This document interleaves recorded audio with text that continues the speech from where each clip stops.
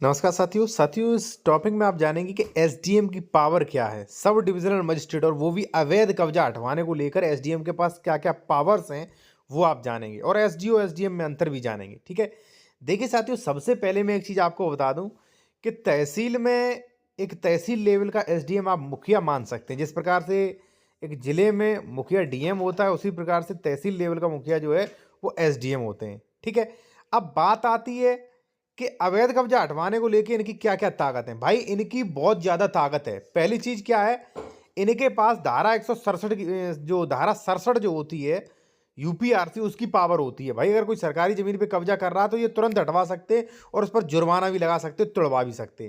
पहली चीज तो ये सरकारी जमीन की हो गई। दूसरी साथियों ये है, जो सीआरपीसी की धारा 145 थी वो अब अमेंडमेंट होके धारा हो गई 164। 164 में एसडीएम को बहुत बड़ा पावर है। क्या पावर है कि देखिए भाई, अगर किसी अचल संपत्ति को लेकर, पानी को लेकर या किसी भी स्थावर संपत्ति को लेकर अगर उसके क्षेत्र में कहीं विवाद है तो उसे पूरा उसको दिया गया है। उसे दिया गया धारा 164 क्या प्रावधान करता है वो आप जान लीजिए। और एक चीज और साथियों, अगर आप कोई भी बेहतर कानूनी सलाह लेना चाह रहे हैं विशेषज्ञ द्वारा तो हमारा कॉन्टैक्ट नंबर वीडियो की डिस्क्रिप्शन में मिल जाएगा, आप फीस पे करके बात कर सकते हैं। ठीक है, जो डिस्क्रिप्शन में जाएंगे तो सब कुछ फीस उसमें लिखा होगा। देखिए साथियों, धारा 164 में ये कहा गया है कि भाई अगर दो पक्षों को लेकर अगर आपस में विवाद हो रहा है और एसडीएम को संज्ञान में आ जाता है तो एसडीएम जो है दोनों लोगों को नोटिस दे के बुलाएंगे और देखेंगे भाई किसका कब्जा था। वास्तविक जिसका कब्जा होगा, जिसके डॉक्यूमेंट्स होंगे, उसको कब्जा दिलाएंगे। धारा 165 में भी एसडीएम को पावर है कि अगर दो पक्ष एक संपत्ति को लेकर विवाद कर रहे हैं तो एसडीएम उस संपत्ति की कुर्की कर सकते हैं। आप समझ सकते हैं भाई कितना पावर है। ठीक है, यानी कि एसडीएम अगर कोई कब्जा कर रहा है उसे रोक भी सकते हैं, भूमाफिया भी भूमाफिया एक्ट लगा सकते हैं। ठीक है, और अवैध कब्जा अगर सरकारी जमीन पे हो रहा है उसे भी हटवा सकते हैं। तो इतनी पावर होती है एसडीएम की। ठीक है, अब साथियों एसडीओ और एसडीएम में फर्क जान लीजिए।